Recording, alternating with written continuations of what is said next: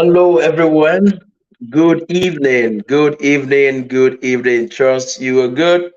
I believe you had a great, or you're having a great day, wherever you're watching this from. My name is Oluwatoba Akolade, and it is a great, great pleasure to be doing this with you.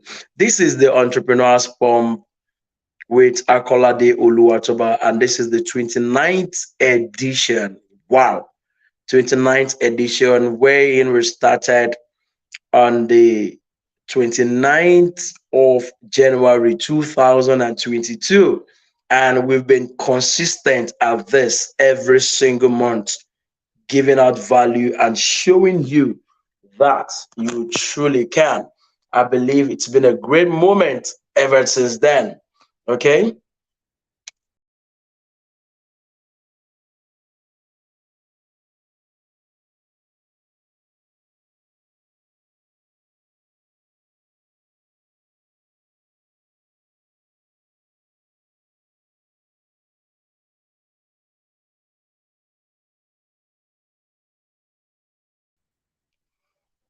I believe it's been a great moment ever since. Yeah. It's a great pleasure that I'm doing this with us once again. This is Akolade Oluwatoba, and of course, we are doing the Entrepreneurs Pump with Akolade Oluwatoba, the 29th edition. Okay, so tonight we are looking at something very important. I won't waste much of your time at all. First of all, I apologize for the late time that we started.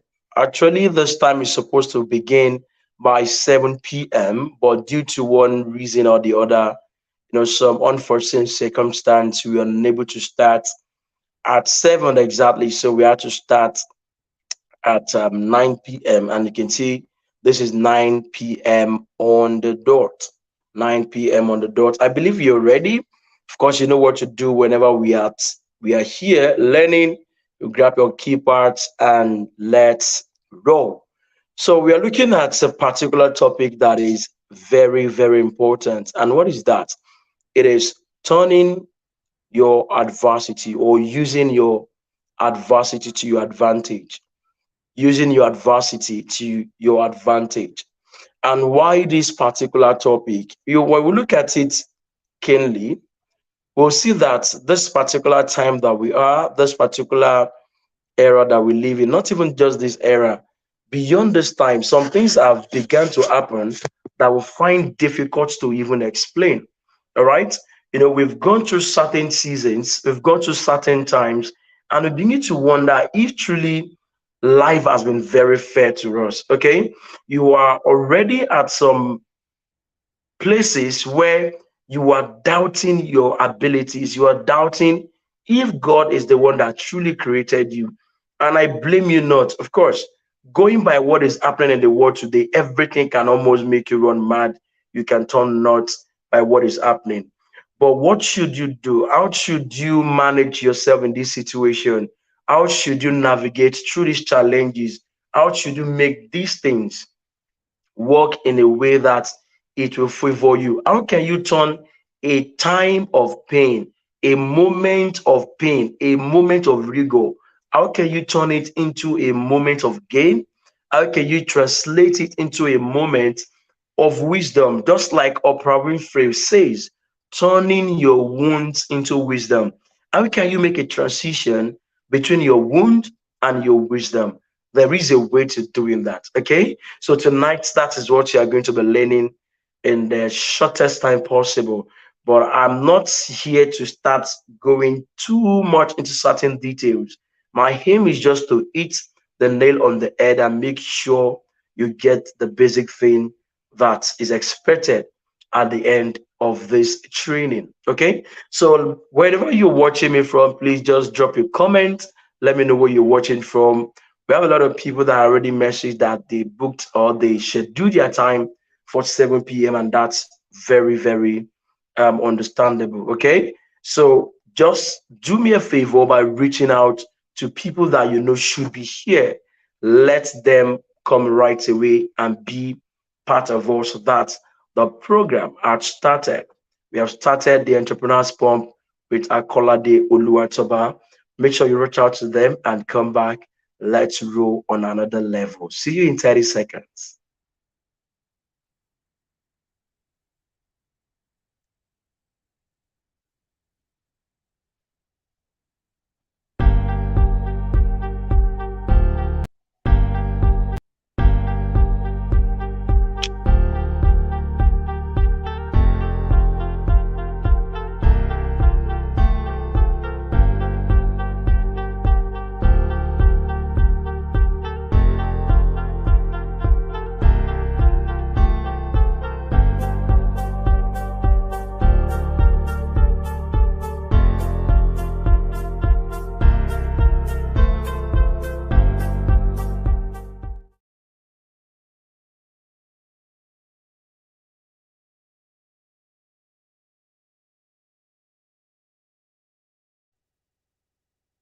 You're welcome back. This is Akolade Oluwatoba, and you are at the 29th edition of the Entrepreneurs Pump with Akolade Oluwatoba. What we do here is very basic. We help you to give you the skills needed to making more money, to become financially free. Not just that, for you to also stay healthy and fit. And lastly, is for you to build a life of consistent impact, influence, and income just from what you know. That thing that you know how to do best, there is a way the transition can be made from just knowing to impacting to living the life of your dreams. And of course, for you to build influence with it while making income at it. So, like I said, we're looking at a very critical topic this evening, and that is using your adversity to your advantage. Using your adversity to your advantage. I said earlier that adversity is not something that is planned for. There is nobody that, regardless of your mindset, regardless of your negative spirit, that you are expecting something bad, something disastrous to happen to you, right? There are some of you, wherever you are now, just take for instance, at the moment where you are doing what you're doing right now, it's something you just wish something bad happens to you. That is not something of the good, pure, and forward thinking mind. For someone that has the hope of the future, for someone that knows that beyond this condition that I'm in, I'm heading somewhere vital, somewhere bigger and greater than where I am right now. Such a person would not ask for devilish or something bad to happen to him or her. And I believe that's the same for you. Okay. So when we look at adversity, like just like the name it is, and I told you earlier that adversity isn't something that comes informed, right? You don't get to know about it when they come. Adversity can come in form of you losing your job. It can come in form of you having difficulty living life, having difficulty doing the necessary things that are important for you to do, having a difficulty, having a tough moment to actually carry out what is expected of you to do. Okay. The inability for you to fulfill your dreams, for you to achieve your goals, for you to actually reach the heights that you are aiming for. All this encapsulates what we define to be adversity. Okay. And adversity, according to the Latin word adversitas, it speaks about counteracting actions.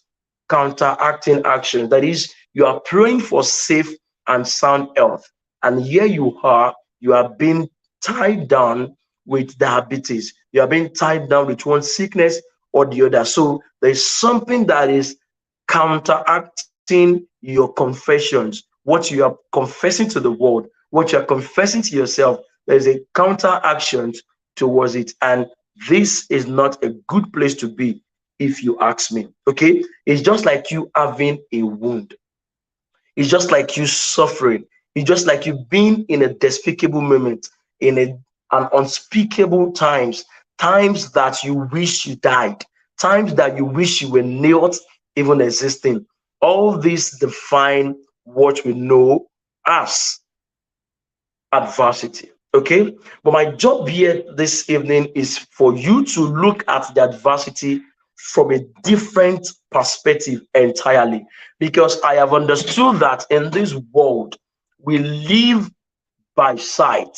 The result we get is predetermined by how well and how far we can see. Okay, so you are where you are right now based on how far you can see. Okay, you may not be exactly where you've seen, but you are in the process, you are in the journey of being where you've seen yourself to be, or be at that spot where you already envision yourself to be. Okay, I have the understanding that every one of us, it is not like what we want can't be gotten. What we want is already available, but it all depends on how far and how well we can see. Okay, this is not even a case of you having short-sightedness or you having long-sightedness or myopia, whatever it is, all those eye defects. This is about you being able to see beyond your current level. So if you are being asked that, hello, well, from where you are at the moment, where do you see yourself in 5, 10 years? Definitely your answer will be based on perspective or perspective as the case may be. All right, your perception of you, who you think you are, who the word says you are, and who you've believed yourself to be. All these things define what you see, define how you see, define how well you see, and define how far you can see. Okay, so in a situation whereby you've ticked off the right boxes of a professional or of a personal development life, you've lived well, you study, you read, you exercise, you pray, you meditate, you hang out with the right people, you move with the wise, you fulfilled all of these things. Yet the realities in your life is counteracting what you are already doing in motion, is counteracting your action. The reactions you are getting from life is not in alignment with the kind of faith, with the kind of life, with the kind of commitment, with the kind of devotion that you've given yourself to. Everything do not tally. They do not even align at all. What should you do in this case? Should you just give up and feel life is not meant for you? Okay, there's some of us that believe, yeah, everything cannot just keep going rosy. Sometimes there might be a little hiccups here and there. You believe so. But in a situation whereby this season of pain, this season of rigor, this season of despair is not even something that looks like it's going to come to an end. It's something that keeps elongating. I mean, you leave one experience, you go to another experience, you keep transiting from one experience to the other. And I'm not talking about palatable experiences. You keep seeing yourself in experiences that are full of rigor. What should a man do at this point? What many people do is, number one, they get angry. They get angry like, oh, what kind of life is this? Why is mine different? What kind of situation am I in? A lot of people, they get pushed to the wall that they begin to utter some things that will negate what they've already positively expressed to the nature, to the universe. All right, let me quickly say something here. I used to tell you of a certain moment where is known as the theta moment, THETA, theta moment. What is theta moment? Theta moment is that time where you are half awake, that's middle space between your being half awake to being fully conscious. That is, you were sleeping, but all of a sudden you found yourself that, yes, you are awake, but you are not fully aware of your surrounding. It's still as though you are living in your dream. You are still living in your head. You are seeing a mental picture. You are seeing a mental vision of you doing certain things here and there. Now, at this point, it is said that one can put his or her life in motion. One can put his or her life on a earth based on what it is you do during this time. So at this point, this is where we find many people is either they get they are being woken up with something disastrous. For most people that grew up from the ghetto, probably they wake you up by splashing water on your body, or with slap, or with curses, you silly girl, you stupid this, you idiot this. They say all these words to you so that you can just get up and be hardworking. In their mind, they are passing to you the idea of being hardworking. But reverse is the case for you. It is not so for you. So what all these things are building up in you is that they are building up a spirit of anger, a spirit of hatred. You no longer value your mornings. You now look forward to not even waking up at all. You get to a point where you ask yourself, what is left in this life? Why should I even be living at this point? You are so tired of life that you don't know what else to do. You keep growing up in that kind of light. You keep growing up, you keep growing up, you keep growing up. And these things is not helping matters at all. It is not, because it keeps hurting you, it keeps harming you, it keeps bringing you to a state of hopelessness, to a position where your perception of you is wrong. You keep seeing yourself in a different negative light. So when we now get to that point where adversity shows up, what you do at that point is to get angry. So most of our response is anger. We respond in anger. So you see somebody that probably on his way to work, he was robbed or something negative happened to him. When this person is going to get back home, rather than this person using some of the acts I'm going to be showing to you in this training tonight, they result into anger. They get to their house, they start getting agitated with everything and everybody.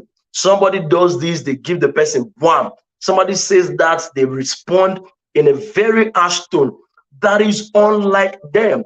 That is why in one of our trainings in NLP, that is neuro-linguistic programming, they told us that people are not their behavior.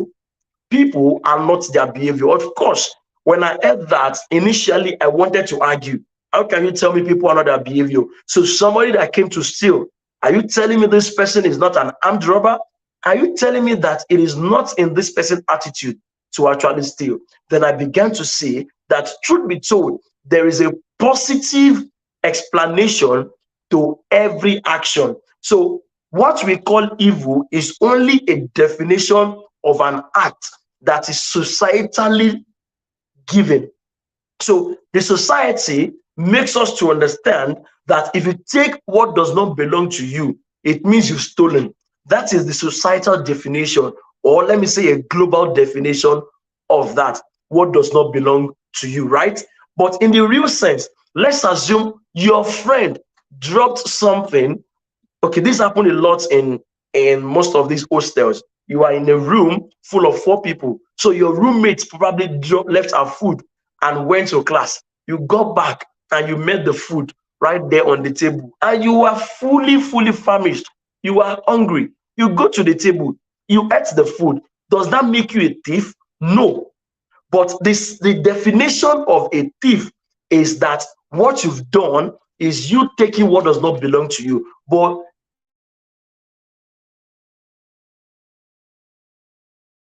did basically, I'm not trying to justify anything. I'm just making you understand and see that everybody has a positive explanation to anything being discussed, be it negative. All right, that is just the truth. Okay, so be it negative, everybody has a positive explanation to some of those things. So if a robber is being caught in the court of law and they say, okay, that's Sam, why did you steal this? That person is going to have something to say. Okay, the person is going to say, oh, I was hungry. Oh, this and that happened. Oh, I was not able to feed my family. I needed to feed my family. I needed to eat. So what I did was look for the best available option. And the best available option for me was to take the bread that I saw from the woman selling. After all, I begged her and she was not able to give to me. That, in its real sense, is a genuine reason. So there's a positive explanation to every action, be it negative or positive. So we are the one that actually define if it is positive or it is negative. So what I'm trying to say is that hold these two things in your heart. People are not their behavior, one. Then two, there's a positive explanation to every action. To every action. Oh, why did you cheat? There is a positive explanation the person is going to give that is genuine. But does that make cheating a good thing? No, it is bad. It's an action. So that action has another positive intention. You see that now? So people are not that behavior. So when you see somebody getting angry incessantly, there's something that is pushing this person to get angry. So people don't just get mad all of a sudden. People don't just get furious. They don't just get agitated for nothing. There is something triggering it. Okay? So most people result into getting angry. For some other people, they get into denial. Like they just deny that this thing is happening to them. And that is one of the ways many people think they are handling adversity, which is actually wrong. They deny that such a thing ever happened. Like, oh no, okay, I'm fine. Yeah, I'm fine. Nothing is happening here. Everything is going on fine. And these people are being hurt, like they are going through a whole lot, a whole lot. So that denial is there for them. They just get into that state of denial. I'm like, come on, yeah, nothing is happening. Are you fine? Yes. How are you? You know, especially in this world that we are, you know, where many of us we love to use how are you like is our birthright. How are you? And of course, you know what you're expecting is fine. So there are things happening to people beyond how are you are fine. Okay, there are things happening to people. So rather than you asking how are you today, there are better ways of you eliciting answers and responses from people. Okay, you can go ahead and as far as you asking, oh, trust you're doing good. You know, there are lots of things like that that I cannot recall at this time that you can just use to elicit answers from people. I believe that things are going well with you. If it's somebody that can open up to you, the person make you understand, my brother, things are not going the way they should go, right? And if somebody that you both don't have rapport, the person will just give you a simple answer that you're expecting, which is fine. So many people live in denial. They deny these things happen, right? Whereas it is glaring and visible to the blind that it is happening, and it is so audible to the deaf that it is happening. Okay, so denial is not one way you should cope or deal with adversity. Another way people handle adversity is acceptance. Oh, there's no food today. No problem. Now let's drink water. And what we don't understand is, you know, I tell people that our life is shaped in by these three things: your beliefs, your values, and your culture. Your beliefs, your values, and your culture. BYC. Now, when I talk about culture, I'm not talking about either you are a Muslim, you are a Christian, or you are a Yoruba. No, what I'm talking about is the things you do consistently, how you see things being done. You know, when they define culture for us, they define culture to mean the way of life of people in a geographical region. Okay, so let's assume where you lived or grew up, you were known to act in a certain way when things happen. Oh, children, there's nothing for us to eat today. Everybody already accepts and you've admitted to that kind of lifestyle, that in a situation where there's no food for us to eat, what should we do? We drink water and we sleep. Or by peradventure, you caught your mother. What did you catch her doing? You caught her boiling stone to disguise as though she's cooking for you. So you wouldn't know where you sleep off. You think, oh, mommy is cooking, you are excited. So the day you find out that mommy is not actually cooking something you can eat, but she's boiling stone, so that time will elapse, you will sleep off and forget that you've not eaten.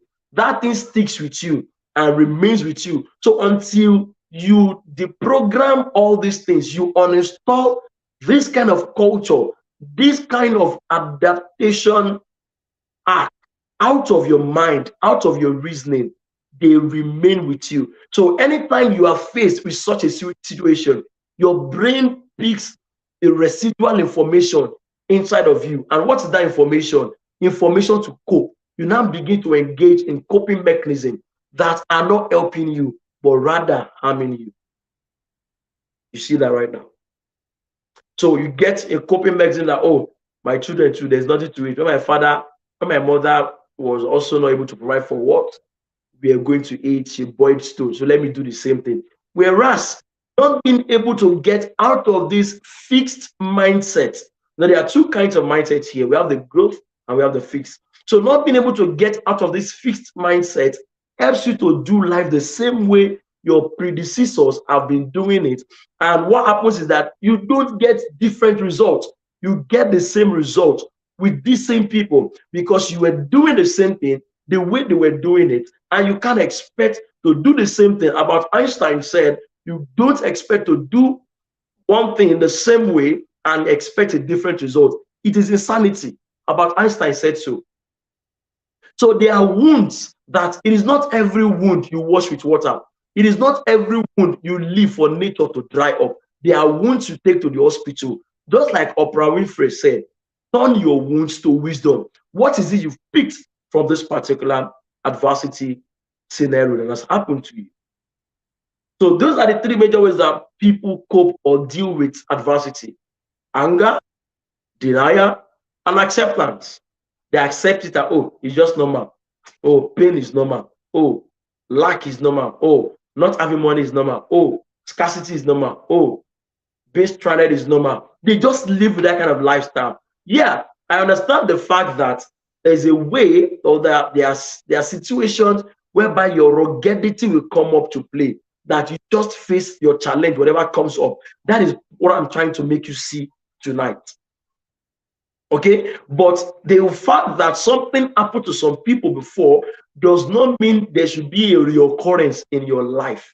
So if some people have experienced pain, they've experienced lack, they've experienced scarcity, they've experienced being stranded, that shouldn't be your reality. Now, in a situation whereby you find yourself in any of these shoes, reacting to it should not be based on how they reacted to it. It should be based on new informed knowledge. What are the beauties of adversity? I'll share with you. I know you're asking me, is adversity beautiful? Oh, yes. Adversity is very, very beautiful. Adversity is very beautiful. Please, if you're watching, don't forget to drop your location so I can say hi to you where you're watching us from. All right? Adversity is actually very beautiful. Very, very beautiful.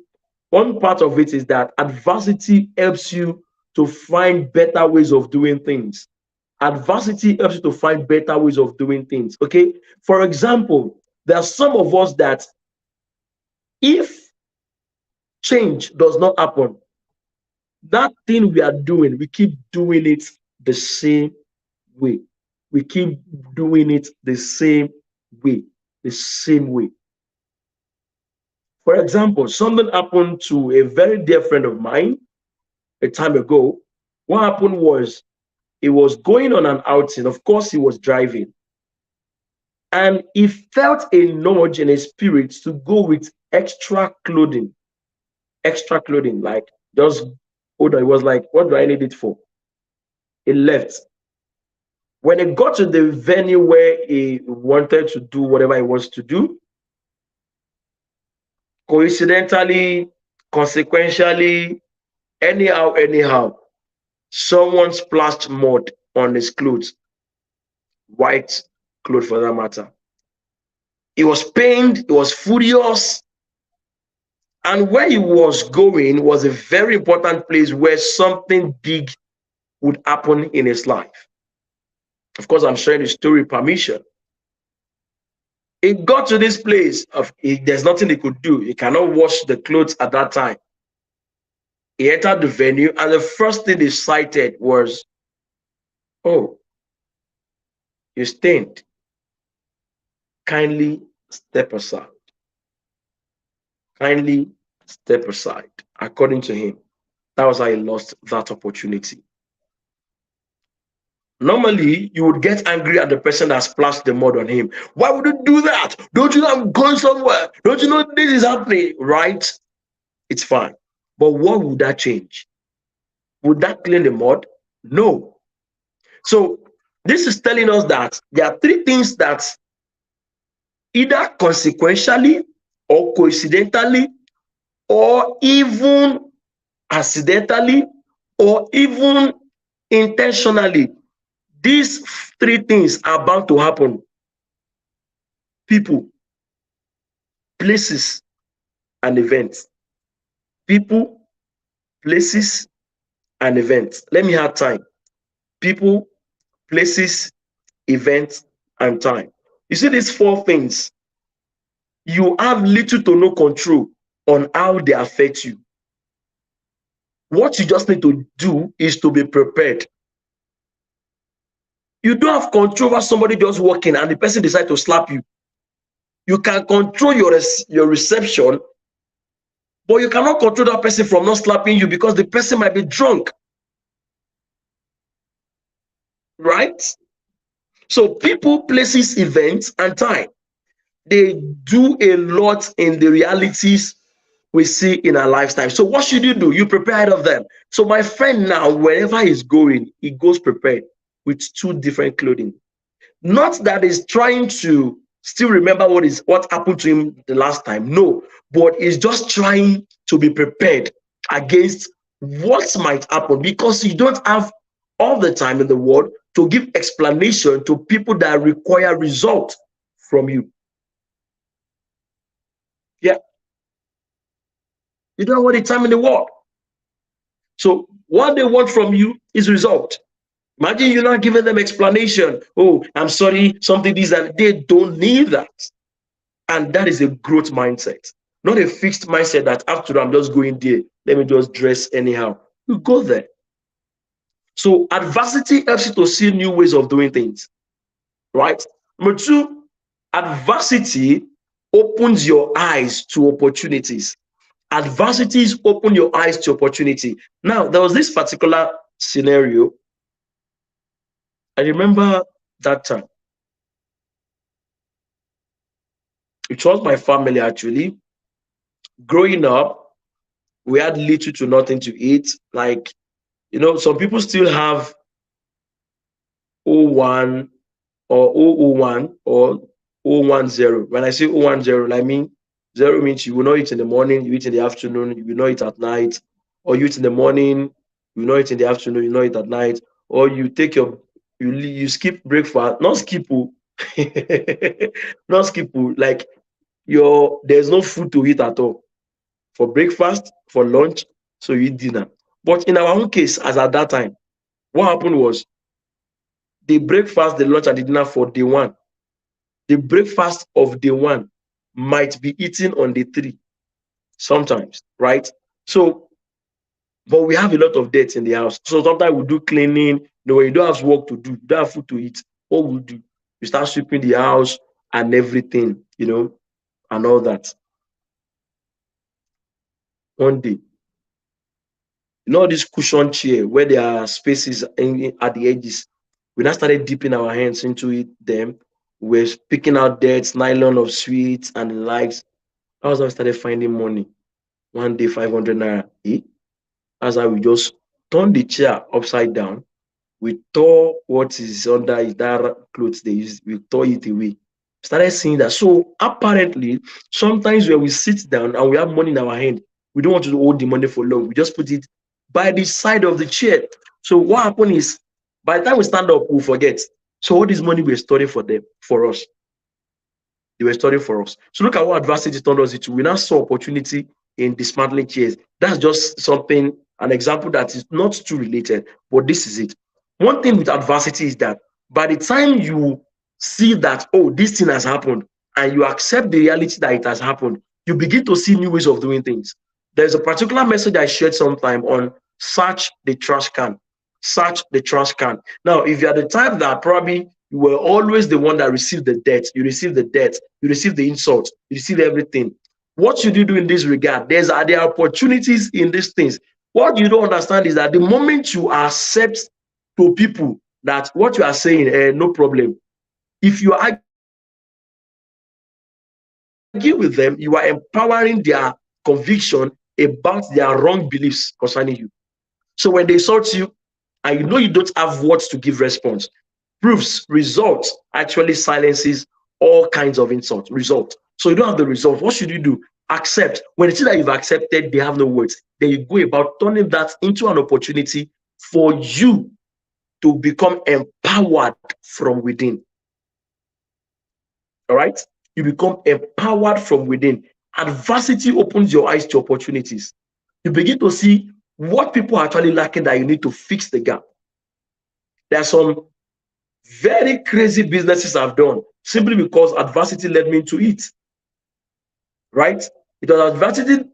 I didn't know that this yam flour, I knew that the English name for elubo is yam flour, but it didn't occur to me. I just feel, how do you make yam? How do you make flour from yam? It didn't occur to me. But when there was nothing to eat and we just peeled yam in the waste bin, I'm like, come, this thing cannot just be like this now. No, no, no, no, no, no. Oh, yam flour. Before you know what was happening, picked everything, gave it to the man that grounded everything, and our elubo was ready. Opportunity. Opportunity. There are myriads of examples I'll give in that line, but I just want to, and I know why I'm vulnerable in sharing this with you. It's important for you to know that. Okay? Very, very important. Very, very important that you can find opportunities in adversity. And like I said, adversity opens your eyes. Adversity opens your eyes to things. Number three things, adversity helps you identify your real people. Yeah. With adversity, you will know the people you need to move with. You know the people you need to distance yourself from. You know the people that you need to get closer to. Adversity. That is it. That is adversity. That is adversity for you. Adversity. Okay? So I don't want to spend too much time on that. I'll just share with you 5 basic things you need to do to turn adversity to advantage. Just five. Just five. Number 1 is gratitude. Gratitude. You see, life has been designed in such a way that you get the 2 sides of the coin. Life has been designed in such a way that you get the 2 sides of the coin. It was the author of The Art of War, Sun Tzu. Yeah, Sun Tzu. He said something. He said, prosperity is a great teacher, but adversity is the greater. Prosperity is a great teacher, but adversity is the greater. That was Sun Tzu that said that. So what this means is that in a situation where life hits you and you are being faced with why me as a response, what you get at the end of the day, if you are not grateful, you'll be depressed, because there is nobody on this earth that has not gotten to a place of, oh my God. There's one memes picture of Dangote that is going. Dangote did like this. And people were like, whatever is making Dangote to stay in this line or in this kind of figure, like, God, that means that thing can kill me. Like that, they were saying that. This is to tell you that I'm not talking about Dangote's picture now. I'm talking about life will present you the experiences of the 2 sides of the coin. So as you experience the good side, you experience the bad side. But gratitude balances it for you. Gratitude makes you to see that truly you can overcome these things, that truly these things are just normal part of life, that with time you are going to get through it. It makes you see adversity as being temporal. Gratitude. Okay, that's number 1. Then number 2 is, I've mentioned gratitude. Number 2 is emotional intelligence. Emotional intelligence. You see, there are some things that when they happen to us, you don't need to do anything at that time. What you just need to do is take a step back and view the problem or the issue at hand with a different lens. Sometimes before you take action on some issues, you need to sleep first. For some people, you need to eat first. Just know that you are not giving decisions, or you're not taking decisions based on an emotion that is not balanced. There are some things you read when your head is just hot. it will give you a different meaning when you are calm. So emotional intelligence is one way by which you can build resilience for adversity. Okay, so you know how to respond in cases or to people or to events or to things. Okay, so emotional intelligence is one way by which you can undo adversity and turn it to your own advantage. When you are emotionally intelligent, you find a new being in yourself. One of the American authors said something. He said, one thing that adversity is trying to do is that adversity helps you to discover a part of you that is undeveloped, begging to be developed. Again, adversity helps you to find an area of your life or talent or an expression of you or an extension of you that needs to be developed or that is undeveloped, begging to be developed. Adversity. So emotional intelligence, all right? Then the third part is for you to stay positive. You stay positive. You see, come what may, challenges, difficulties, all these things are temporary. All these things are temporary. So what you need to do at this point, basically, is that you need to come with a positive mindset. And that's what I was telling you the other time about the two kinds of mindset we have. We have the growth mindset and the fixed mindset. You must not stay rigid. You must be flexible. You must not say, oh, this is how we do it. That's how it must be done. You have to be flexible in the way you do your stuff. All right? You have to just move and just do things the way is expected of you to do them. Okay? That is you being positive. Because one thing is, the greater the obstacle, the more glory in overcoming it. Because there is no pain you overcome that you don't find the gain there. The gain is there, you are only blinded to it. You were not able to see because you were obsessed by the pain. And obsession of pain blinds you from seeing the gain. So you must not zoom in on your problems. You must not zoom in on your pain. What you just need to do is to find a lesson in everything. There's something to learn in every pain. And I shared few with you earlier. Okay? Then the number 4 part, still on that number third, is that there are wisdom embedded in your wounds. How did you get the wound? Where did you get it? You know, what were the circumstances surrounding you getting that wound? All these things will shape the way you react, will shape the way you think and the way you do things. Okay? So it's very, very important. The number 4 is you utilize professional help. Utilize professional help. You see, there are some things that when they happen to you, the only thing you just need to do is find somebody that is an expert in that area. Let the person solve the problem for you. Let the person advise you. Let the person guide you. Let the person put you through. You don't have problem. Seek advice, seek opinion. All right. Then the last part I'm going to share with you is surround yourself with great people, great men. That is your circle, your family, your colleagues, your friends. All these people are there to help you out. All these people are there to help you out. Okay. So you can seek colleagues from your you can seek support from your colleagues, either co-workers or even professional contact, and even from your friends for companionship and encouragement. Because many of these things happening today. Okay, there's this particular friend of mine. A few days ago was his birthday, Prince Hakwarandu. He posted on his status and it was like, oh, he has been recording for 1 hour. And when he thought it was done, he saw that he didn't press record. You can imagine how frustrating that can be. He discovered he didn't press record for the whole of 1 hour that he's been speaking, that he's been recording. That is the height of it all. So what he needed to do when he posted that, there's nothing I want to say.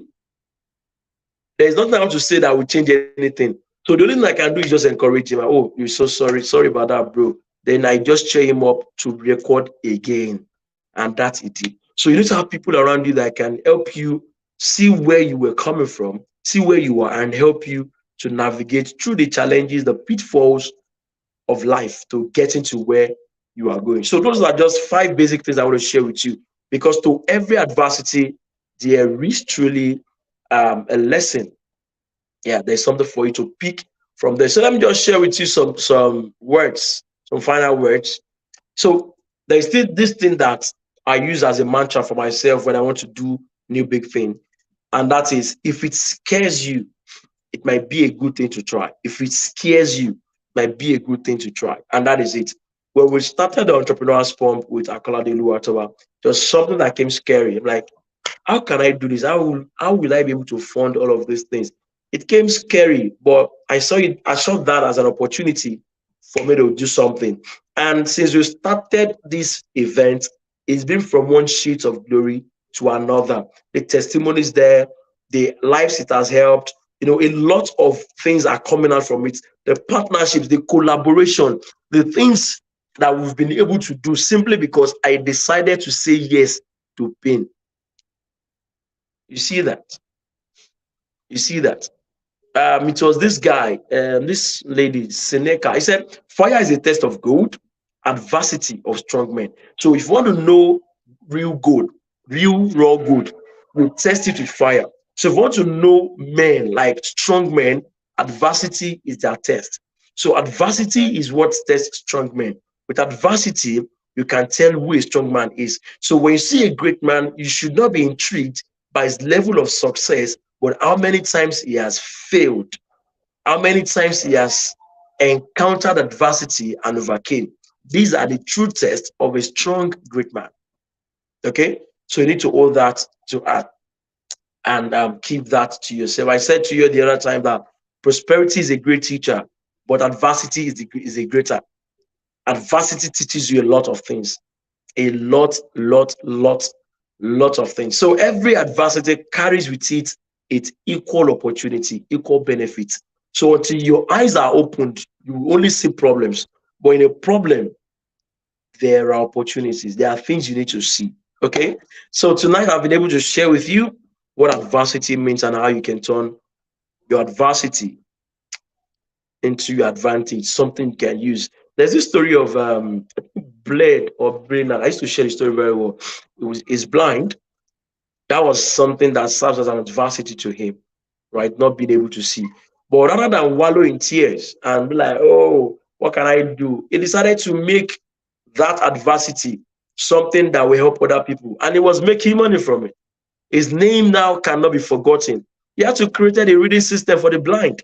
And today they still use that system. Why? Somebody decide to find advantage in adversity. So regardless of the season, the area, the phase, the situation that you find yourself in, there are gold in that, in those things. Just sit down and find them. Find them. Find them. So that'll be all for today. If you have any question, of course, you can drop them in the comment section, and I'm going to answer each and every one of them either in our group. Don't forget to follow us on our social media platforms, the Entrepreneurs Pump on Instagram and Facebook. Then Akolade Oluwatoba on Facebook. Then on Instagram, Akolade_Oluwatoba. Yeah, follow us on these platforms and get the best of all that we share. Don't forget, these times you need to stay positioned for what is coming. Something greater is coming.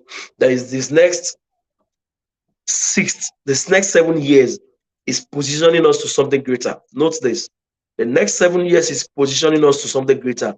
Of course, when God gives you something or when God promises something, the starter pack might not be what you're expecting or what you had.